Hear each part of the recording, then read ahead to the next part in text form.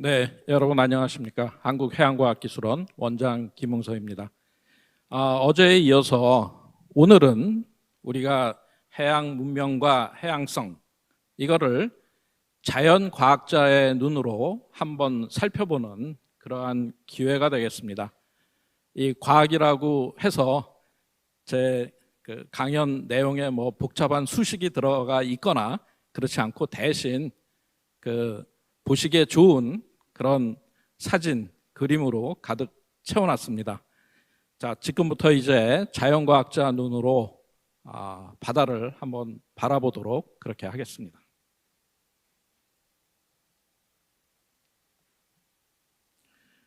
네, 여러분들 이미 잘 알고 계시는 것처럼 바다, 이 우리에게 굉장히 소중한 그런 곳입니다. 사실 우리는 바다가 없으면 하루도 살아갈 수 없는 그런 상황에 처하게 됩니다. 자, 지금부터 바다가 우리에게 어떻게 중요한지 하는 것을 한번 같이 생각을 해보고 본론으로 들어가도록 하겠습니다. 자, 우선 이 지구라는 행성은 우리가 지금 알고 있는 유일한 생명력으로 가득 정말 활기찬 그런 곳입니다. 그럼 과연 지구에 이 생명체가 어떻게 이렇게 번성하게 되었는지 바다가 있기 때문입니다. 바다는 우리 지구에 살고 있는 모든 생명체가 태어난 그런 고향입니다. 어머니의 자궁과 같은 곳이죠. 그래서 지구에 사는 모든 생물들은 직간접적으로 바다에 의존해서 살고 있습니다. 제일 중요한 것이죠. 우리가 지구에 있을 수 있는 그런 기초를 만들어준 것이 바다입니다.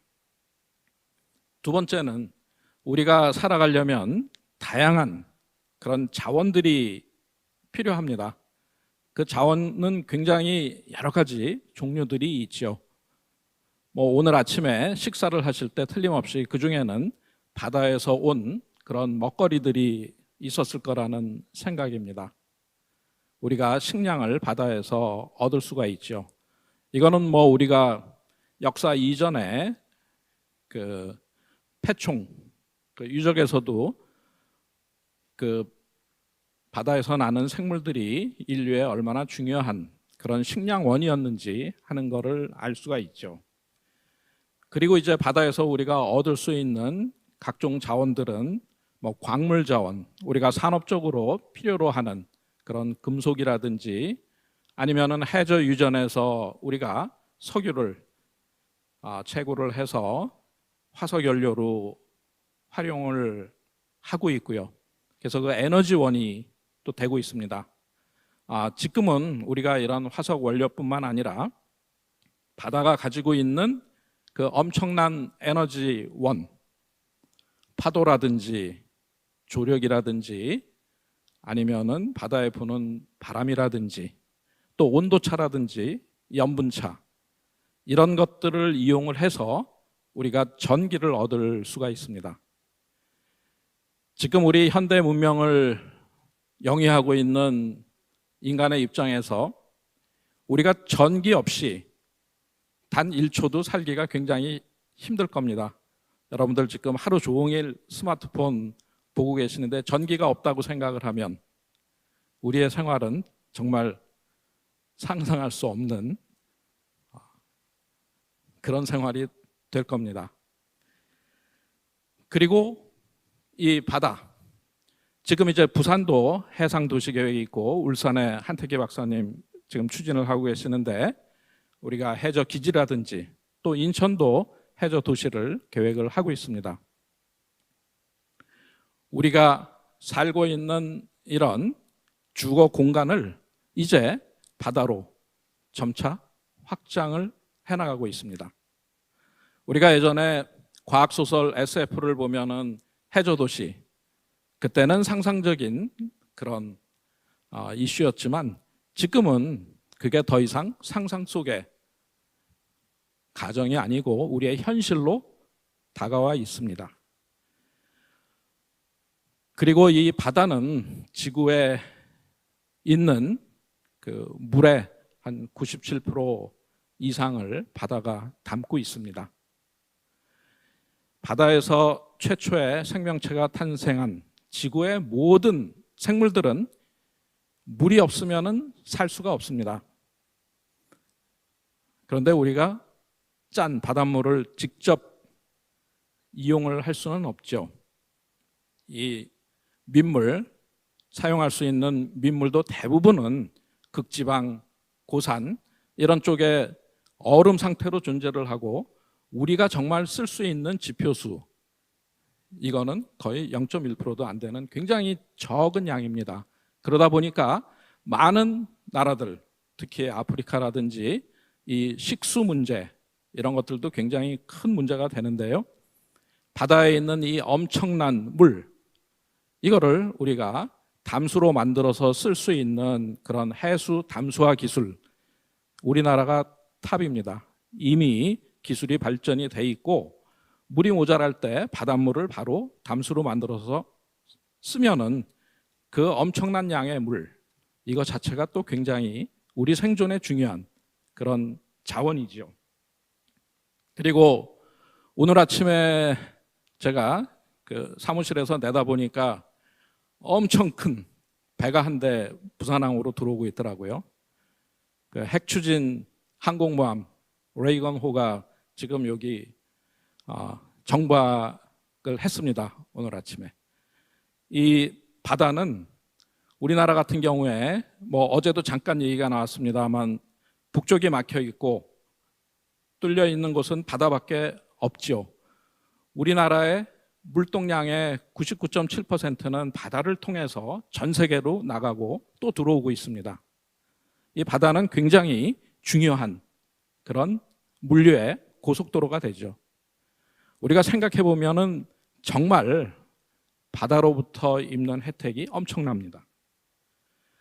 그리고 요새 기후변화, 기상이변 얼마 전에도 태풍이 뭐 연달아 올라와서 많은 피해를 냈습니다만 이 지구에 생명체가 존재할 수 있게 된 것도 어떻게 보면은 바다가 가지고 있는 열을 포함할 수 있는 굉장히 큰 능력이 있기 때문에 우리가 햇볕이 비칠 때 온도가 너무 높이 올라가지도 않고 또 해가 없을 때 너무 온도가 낮게 내려가지도 않고 이 지구의 기후 조절을 해주는 가장 큰 조절자가 바로 바다입니다. 바다는 지구에 뭐 에어컨이나 온방기의 역할을 하는 그런 기능이 있죠. 또 한편 이 지구 지금 오염으로 굉장히 몸살을 앓고 있습니다. 근데 바다는 그러한 오염 물질을 정화시켜주는 그런 기능도 있습니다. 사람으로 말하자면 콩팥의 역할을 바다가 해주고 있는 겁니다. 여태까지는 우리 생존에 굉장히 필요한 그런 역할을 하는데 뿐만 아니라 바다는 지금 국립해양박물관에는 바다를 매개로 한 문화의 향기가 가득합니다.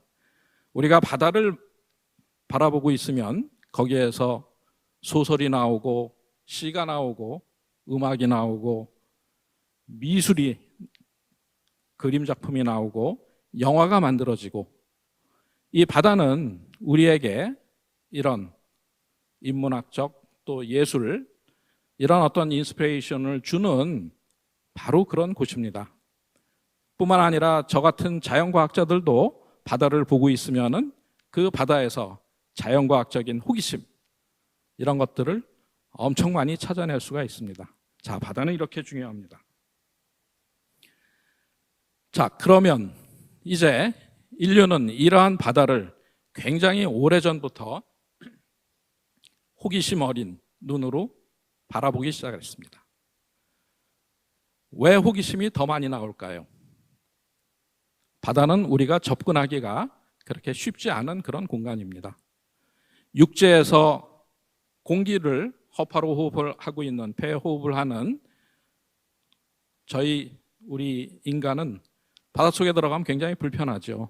호흡이 자유롭지가 않고 접근을 하기가 어렵다 보니까 그 속이 어떻게 생겼을까, 그 궁금증은 더 증폭이 될 겁니다.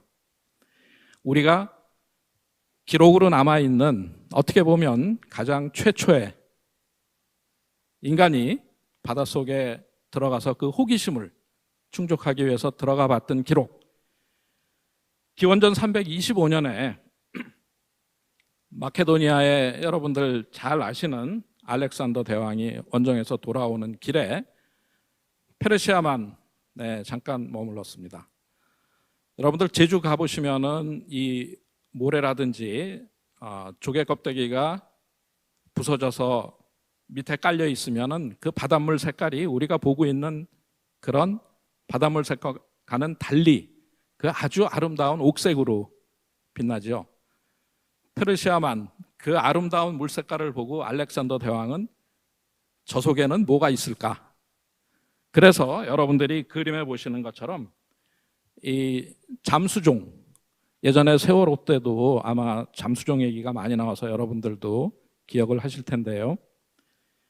우리 목욕탕에서 이 바가지를 뒤집어서 누르면은 물이 그 바가지 속에 다 완전히 차지가 않죠. 그 안에 들어있던 공기가 그 안에 남아 있습니다. 그래서 우리가 이런 기구 속에 들어가면 물 속에 들어가서 거기에 있는 공기로 숨을 쉴 수 있는 그런 장점이 있습니다. 알렉산더 대왕은 이 그림에서 보는 이런 잠수종에 들어가서 약 수심 10m 정도까지 내려가고 거기에 자신이 봤던 거를 묘사를 해놨습니다. 근데 항상 들어갔다 나온 사람들은 이 과장이 심할 수도 있겠죠. 한 10m 정도 되는 물고기, 괴물 같은 물고기를 봤다라는 기록도 있다 그러더라고요.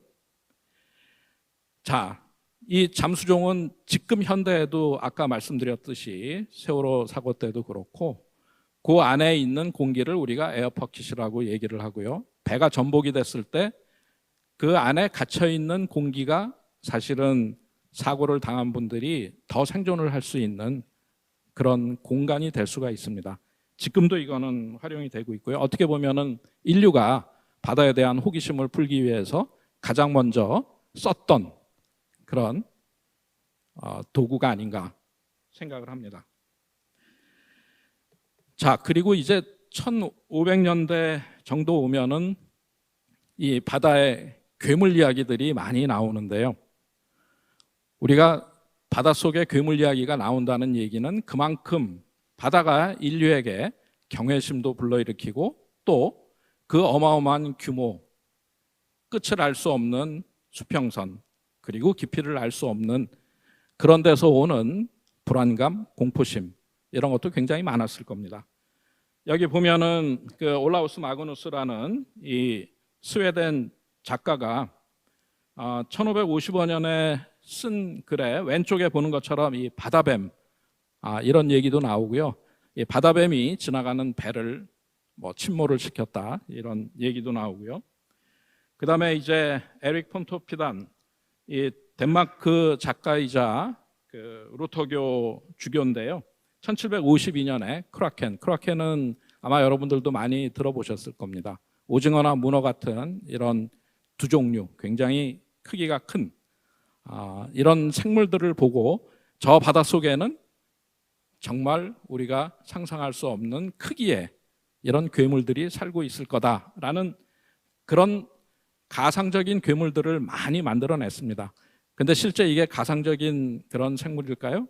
그렇지는 않고 실제로 유사한 것들이 바닷속에 살고 있습니다.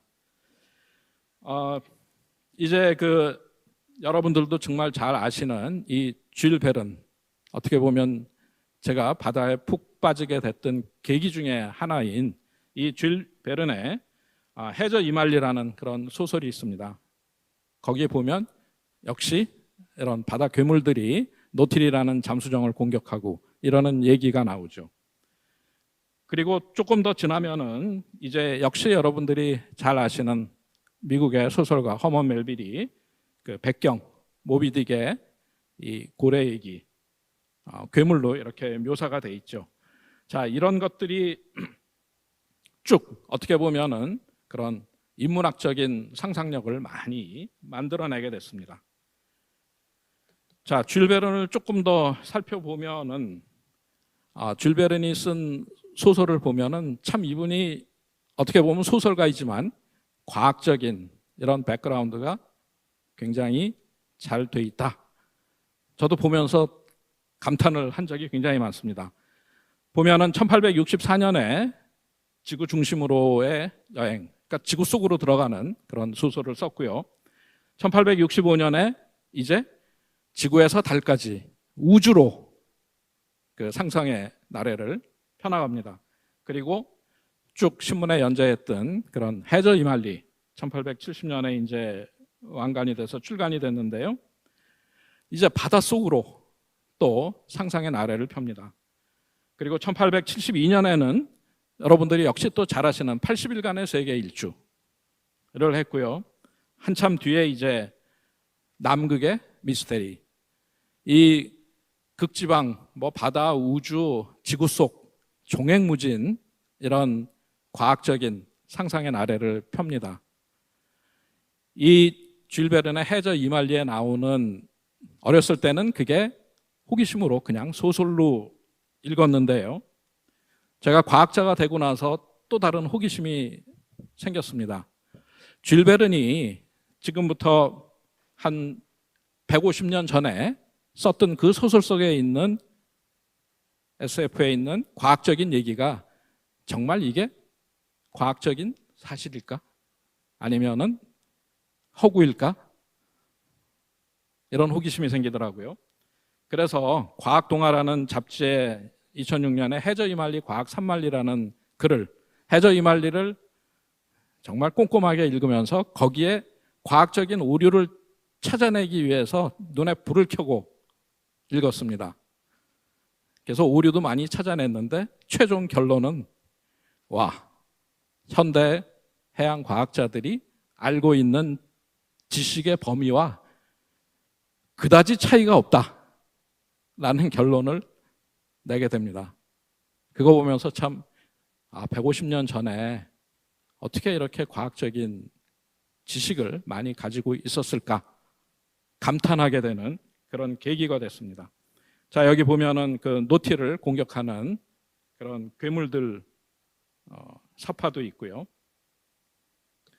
여기 보면은 나오는 잠수정이 그 노틸이라는 잠수정이 굉장히 많습니다. 핵잠수함도 노틸이 있고요. 노틸러스, 노틸. 또 저도 잠수정을 타고 태평양 밑바닥까지 갈 수 있는 계기가 있었는데 그 잠수정도 노틸이고, 왜 잠수정 이름에 이렇게 노틸이라는 이름이 많이 들어가 있을까? 노틸은 왼쪽에 보시는 것처럼 앵무조개라는 이런 두 종류에 속하는 생물입니다. 근데 유난히 이 노틸을 많이 인용을 하는 거는 이 오른쪽 위쪽에 있는 그림을 보면 아마 여러분들 이 장식품으로 전시해 놓은 거 많이 보셨을 텐데 그 딱딱한 껍데기 안에 격실이 나눠져 있고 그 안에 공기를 채워 넣어서 부력 조절을 할 수 있는 능력이 있습니다.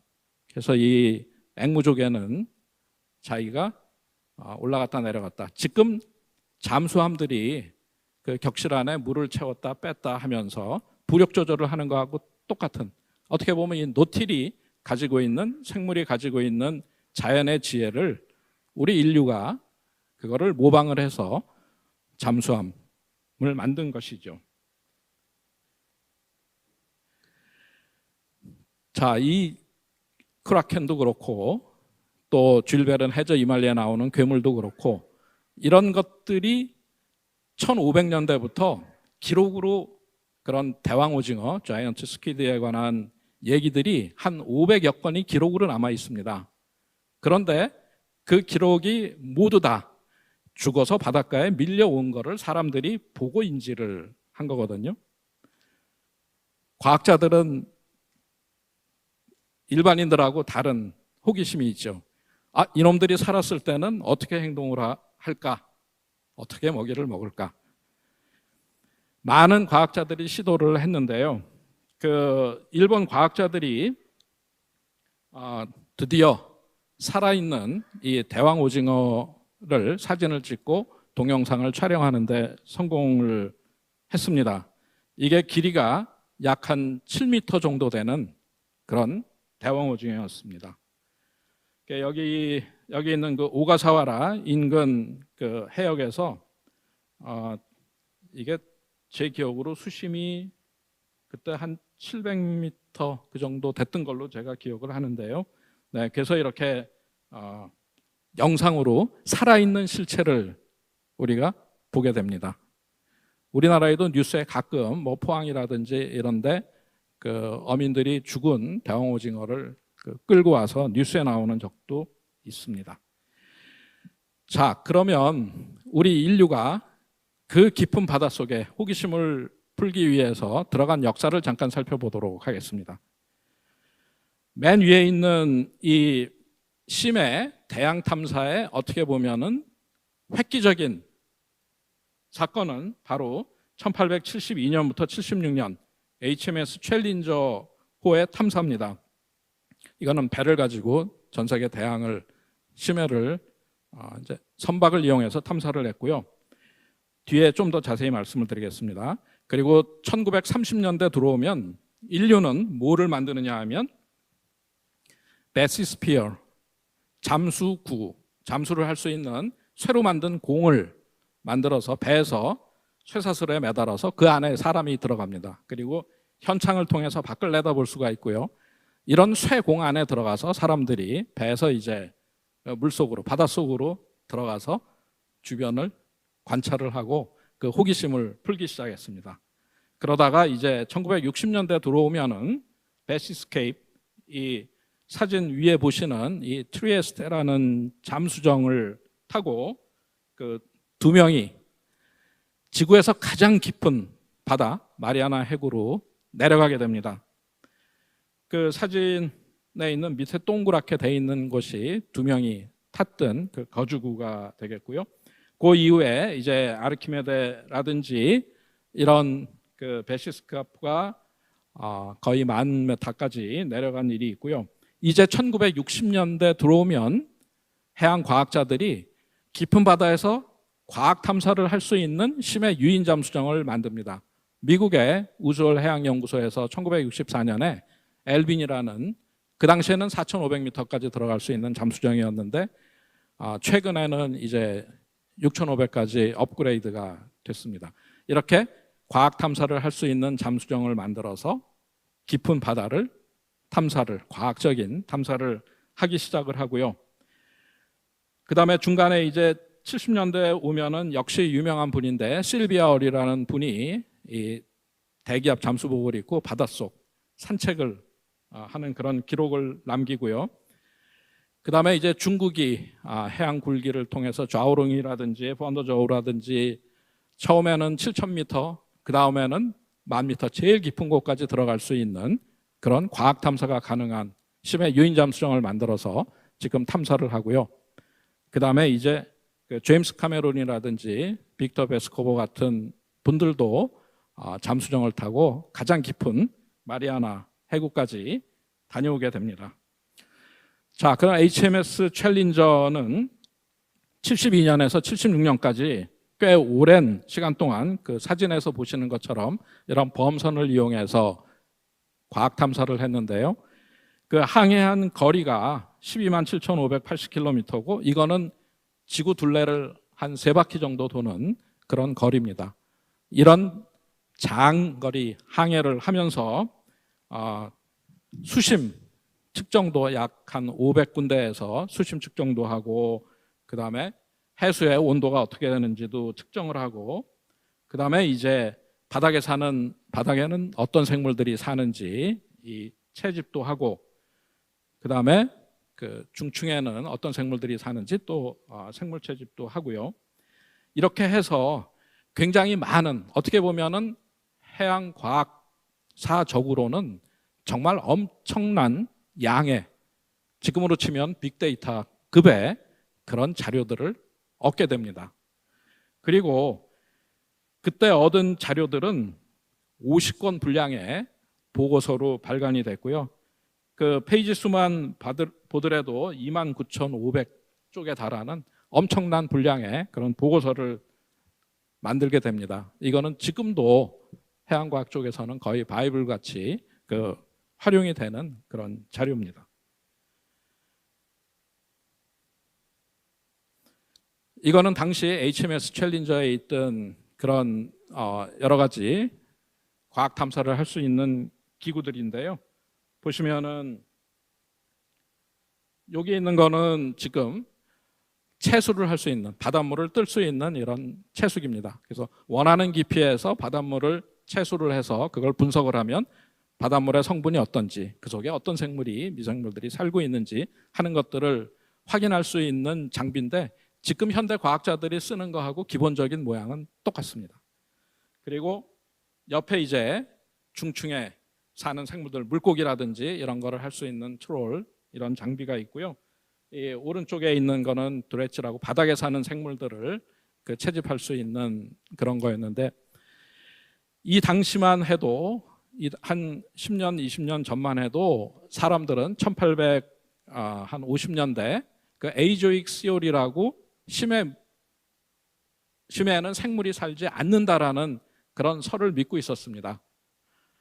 그러니까 그 근거가 되는 거는 깊은 바닷속에는 일단은 햇빛이 투과를 할 수 없고, 그러면 식물들이 자랄 수가 없고, 그러면 그거를 먹으면서 쭉 생태계가 형성이 돼야 되는데 먹을 게 없으니까 동물들 살 수가 없고, 그래서 심해 무생물설이 굉장히 설득력 있었는데, 이 챌린저 탐사를 하면서 깊은 바닷속에 생물이 채집돼서 나오고 해서 그 에이조익 시오리는 더 이상 이제 그 설득력을 잃어버리게 되는 그런 계기가 또 되었습니다. 자, 아까 말씀드린 이제 잠수구를 보면은 모양은 이렇게 생겼습니다. 이렇게 새로 만들어진 공 안에 여기 현창이 있어서 밖을 내다볼 수가 있고요. 그래서 윌리엄 비버하고 오티스 바턴 두 분이 처음에 30년에는 240m까지 내려가고 4년 뒤에 이제 908m까지 내려갔습니다. 이 구는 이게 직경이 134cm면은 이 사람 키보다도 훨씬 작은 그런 곳이죠. 그 안에 이렇게 쭈그리고 들어가서 바닷속을 구경을 했고요. 이 1960년대 트리에스테의 모습입니다. 여기가 이제 사람이 탈 수 있는 거주구고, 이 위에 있는 이 엄청난 거는 사실 잠수정이 내려가는 것도 중요하지만 내려갔다가 다시 물 위로 올라와야죠. 그런데 이 부력을 만들 수 있는 거를 그 당시에는 저 탱크 안에, 엄청난 규모의 탱크 안에 가솔린이 들어 있습니다. 기름은 물보다 가볍죠. 그래서 이 부력을 이용해서 다시 떠오르고, 지금 과학 탐사에 쓰는 잠수정들은 굉장히 크기가 작습니다. 우리가 고효율의 부력제를 개발을 해서 활용을 해서 이 당시처럼 이렇게 큰 부력 조절을 할 수 있는 이 공간이 필요가 없었던 거죠. 또 하나 이 해양과학사에 정말 그 명성을 날린 분은 프랑스의 자크-이브 쿠스토, 아마 여러분들도 쿠스토 비디오나 이런 거를 굉장히 많이 보셨을 텐데요.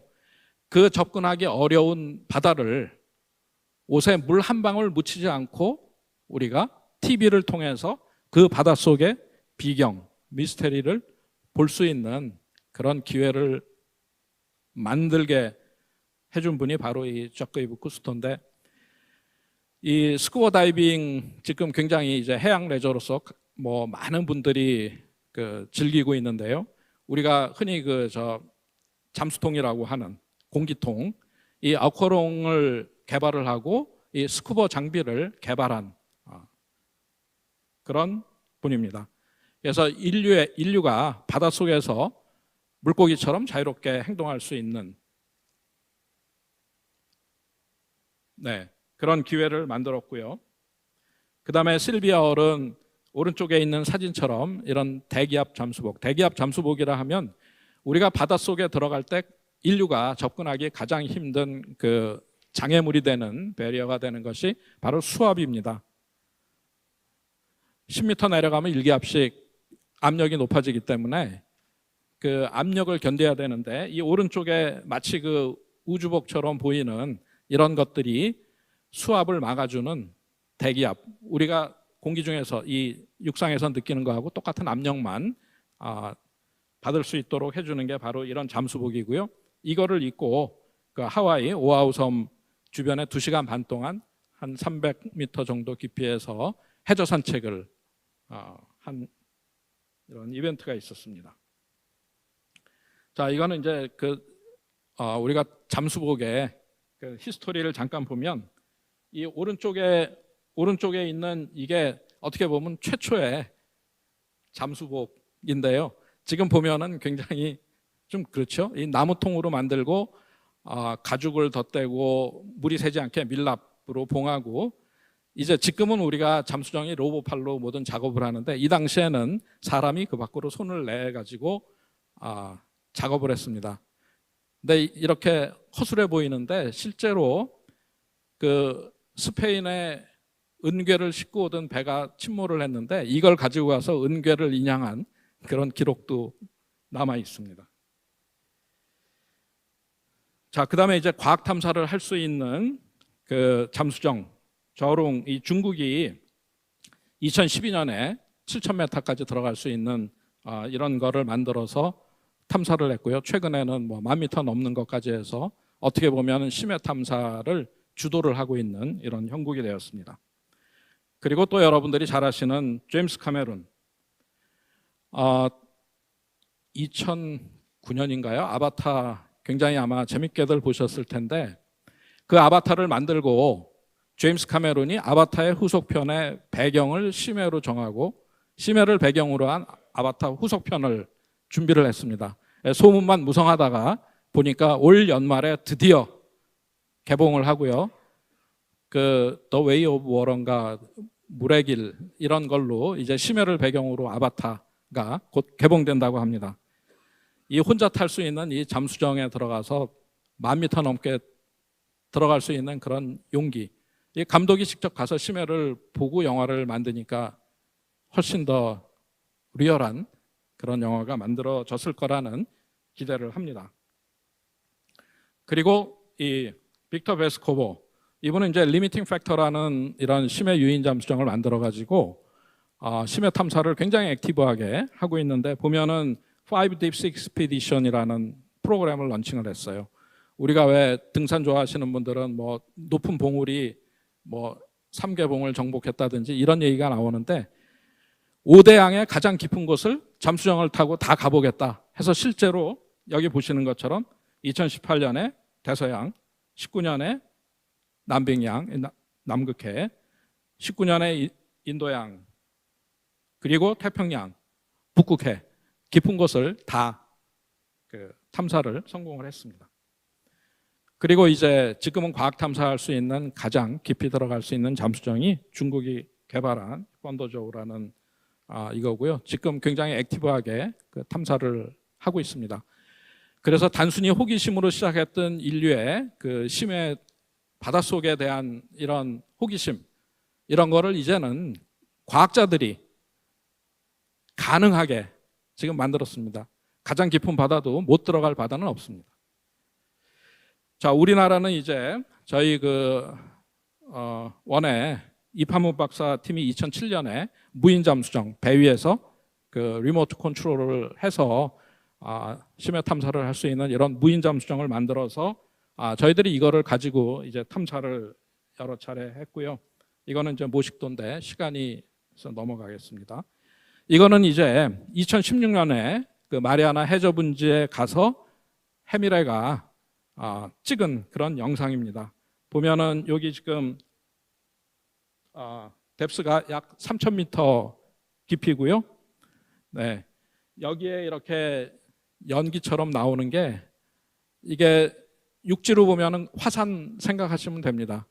깊은 바닷속에 이렇게 시커먼 연기처럼 보이는 뜨거운 물이 솟아나오는 이게 열수분출공이라는 곳이 있는데 1977년에 그 아까 말씀드린 엘빈이라는 과학탐사용 심해 유인 잠수정이 처음 발견을 했고요. 그전에는 바닷속에 이런 열수분출공 주변에 사는 생태계라든지 이런 거를 인류가 알지를 못했습니다.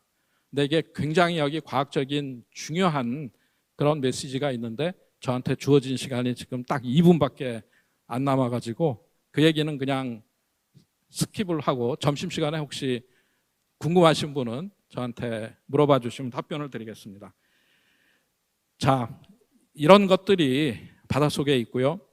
바다는 사실은 사막과 같은 환경이 열악해서 극한 환경이라 생물들이 많지 않은데 이 주변은 정말 생물이 많습니다. 그 이유도 설명드리기엔 너무 시간이 없어서 이게 바로 그 심해 열수 분출공 주변인데요. 여러분들 보시면은 이런 그 복종류나 아니면은 게, 새우 이런 종류들이 엄청 많고 여기에 아지랑이처럼 이렇게 오르는 게 뜨거운 물이 솟아 나오는 건데요. 이 물의 온도가 약 한 350도 C 정도 됩니다. 100도가 훨씬 넘죠. 압력이 굉장히 높기 때문에 이렇게 고온에 물이 존재할 수가 있습니다. 자, 이거는 더 근접해서 찍은 것이고요. 저도 아까 말한 이 노티를 타고 그 태평양 밑바닥까지 탐사를 하는 그런 귀중한 그런 기회를 가졌었습니다. 자, 이제 40분이 됐는데요. 제가 평상시에 그 생각하고 있는 거, 인간은 지금 지구의 가장 깊은 곳까지 접근할 수 있는 과학, 해양과학 기술력을 가지고 있습니다. 그렇지만 아직도 바다의 대부분은 인간의 발길을 허락하지 않은 미지의 세계로 남아 있습니다. 우리가 그래서 이 우주, 아우터 스페이스를 비유해서 이 깊은 바다를 인너 스페이스, 지구가 내부에 있는 우주라고 그렇게 얘기를 하죠. 근데 말씀드렸듯이 우리가 15, 16세기가 범선을 이용한 그런 대항해 시대, 2차원적인 대항해 시대였다면 지금은 이런 심해 잠수정을 이용을 해서 깊은 바다까지 탐사를 할 수 있는 3차원의 대항해 시대가 열리고 있습니다. 그 깊은 바다에는 우리가 필요로 하는 값진 그런 자원들, 이런 것들이 무궁무진하게 들어 있습니다. 이상 해양과학자가 본 바다 말씀을 드렸습니다. 감사합니다.